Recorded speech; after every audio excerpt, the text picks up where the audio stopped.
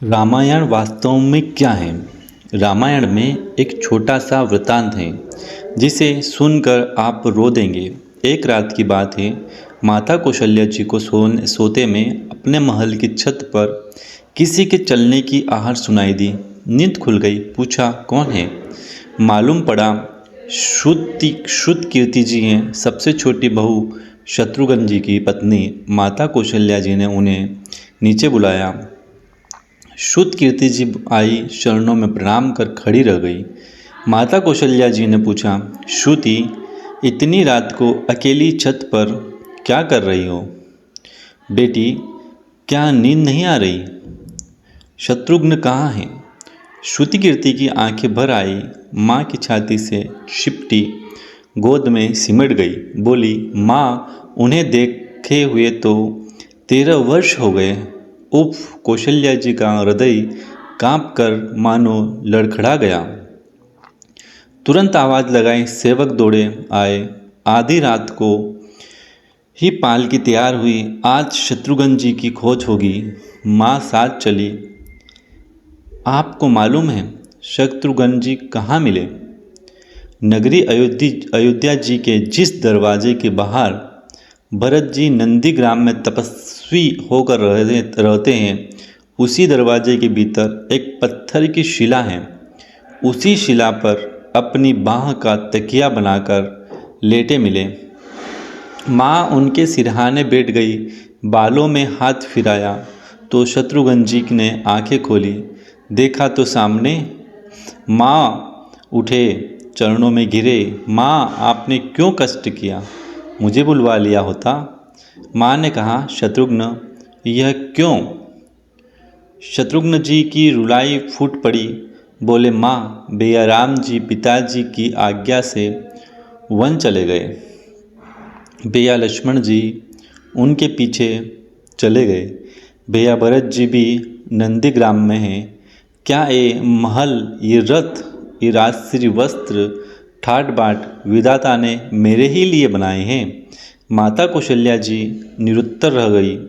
देखिए, क्या है ये रामायण कथा? यह भोग की नहीं, त्याग की कथा है। यहाँ तो त्याग की मानो प्रतियोगिता ही चल रही है और सभी प्रथम हैं। कोई पीछे नहीं रहना चाहता। चारों भाइयों का प्रेम और त्याग एक दूसरे के प्रति अद्भुत, अभिनव और अलौकिक हैं। रामायण जीवन जीने की सबसे उत्तम शिक्षा देती है। भगवान राम को 14 वर्ष का वनवास हुआ तो उनकी पत्नी सीता मैया ने भी 6 वर्ष वनवास स्वीकार कर लिया। परंतु बचपन से ही बड़े भाई की सेवा में रहने वाले लक्ष्मण जी कैसे राम जी से दूर हो जाते? अपनी माता सुमित्रा से तो उन्होंने आज्ञा ले ली थी वन जाने की, परंतु जब पत्नी उर्मिला के कक्ष की ओर बढ़ रहे थे तो सोच रहे थे कि माँ ने तो आज्ञा दे दी, परंतु उर्मिला को कैसे समझाऊंगा, क्या बोलूँगा उनसे? यही सोच विचार करके लक्ष्मण जी जैसे ही अपने कक्ष में पहुँचे तो देखा कि उर्मिला जी आरती का थाल लेकर खड़ी थी। बोली, आप मेरी चिंता छोड़ो, प्रभु श्री राम की सेवा में वन को जाओ। मैं आपको नहीं रोकूंगी। मेरे कारण आपकी सेवा में कोई बाधा न आए, इसलिए साथ जाने की जिद भी नहीं करूंगी। लक्ष्मण जी को कहने में संकोच हो रहा था, परंतु उनके कुछ कहने से पहले ही उर्मिला जी ने उन्हें संकोच से बाहर निकाल दिया। वास्तव में यही पत्नी का धर्म है। पति संकोच में पड़े उससे पहले ही पत्नी उसके मन की बात जानकर उसे संकोच से बाहर कर दे। लक्ष्मण जी तो चले गए, परंतु 14 वर्ष तक उर्मिला ने एक तपस्विनी की भांति कठोर तप किया। वन में प्रभु जी राम, माता सीता की सेवा में लक्ष्मण जी कभी सोए ही नहीं, परंतु उर्मिला ने भी अपने महलों के द्वार कभी बंद नहीं किए और सारी रात जागकर उस दीपक की लौ को बुझने नहीं दिया। मेघनाद से युद्ध करते हुए जब लक्ष्मण जी को शक्ति लग जाती है और हनुमान जी उनके लिए संजीवनी पर्वत लेकर लौट रहे थे, तो बीच रास्ते में जब हनुमान जी अयोध्या के ऊपर से गुजर रहे तो भरत जी ने उन्हें राक्षस समझकर बाण मारते हैं और हनुमान जी गिर जाते हैं। तब हनुमान जी भरत जी को सारा वृतांत सुनाते हैं कि सीता जी को रावण अपहरण कर ले गया। युद्ध में लक्ष्मण जी मूर्छित हो गए। यह सुनते ही कौशल्या जी कहती हैं कि राम को कहना कि लक्ष्मण के बिना अयोध्या में पैर भी मत रखना। तब राम वन में ही रहे। लक्ष्मण की माता जी सुमित्रा कहती हैं कि राम से कहना कि कोई बात नहीं, अभी शत्रुघ्न है मेरे पास में, मैं उसे वहाँ भिजवा दूंगी। मेरे दोनों पुत्र राम की सेवा के लिए ही जन्मे हैं। माताओं का प्रेम देखकर हनुमान जी की आंखों से अश्रुधारा बह रही थी, परंतु जब उन्होंने उर्मिला जी को देखा तो सोचने लगे कि यह क्यों एकदम शांत शांत और प्रसन्न खड़ी हैं। क्या इन्हें अपने पति के प्राणों की कोई चिंता नहीं? हनुमान जी पूछते हैं, देवी जी, आपकी प्रसन्नता का कारण क्या मैं जान सकता हूँ? आपके पति के प्राण संकट में हैं। सूर्य उदय होते ही सूर्य कुल का दीपक बुझ जाएगा। उर्मिला का उत्तर सुनकर तीनों लोगों का कोई भी प्राणी उनकी वंदना किए बिना ही नहीं रह सकता।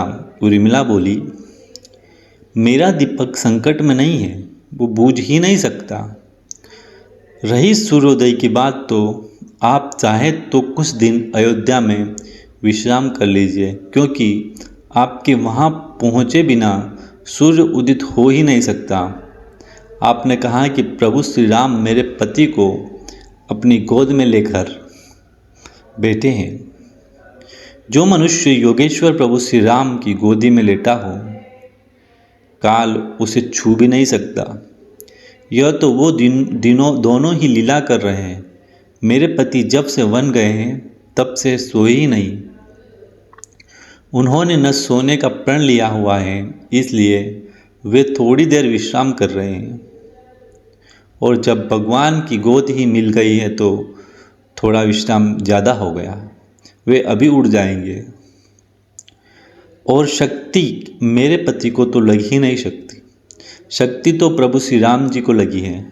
मेरे पति की श्वास श्वास में राम है, हर धड़कन में राम, उनके रोम रोम में राम, उनके खून की बूंद बूंद में राम। और जब उनके शरीर और आत्मा में सिर्फ राम ही हैं, तो वो शक्ति राम जी को ही लगी होगी, दर्द भी राम जी को ही हो रहा होगा। इसलिए हनुमान जी, आप निश्चिंत होकर जाएं, सूर्य उदित नहीं होगा।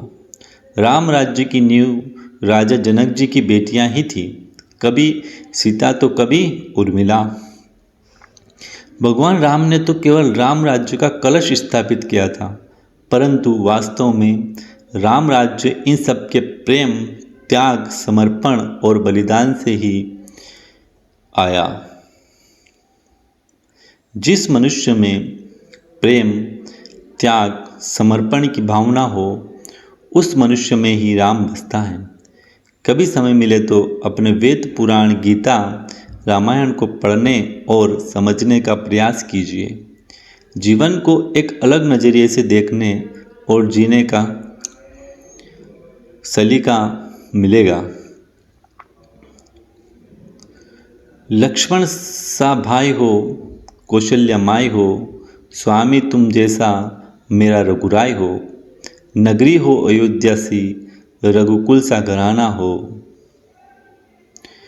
चरण हो राघव के, जहाँ मेरा ठिकाना हो त्याग भरत जैसा, सीता सी नारी हो। लव कुश के जैसी संतान हमारी हो। श्रद्धा हो श्रवण जैसी, सबरी सी भक्ति हो। हनुमान के जैसी निष्ठा, समर्पण और शक्ति हो। ये रामायण है, पुण्य कथा श्री राम की। जय जय जय श्री राम। और वीडियो अच्छा लगा हो तो लाइक और कमेंट्स ज़रूर करें। जय श्री राम।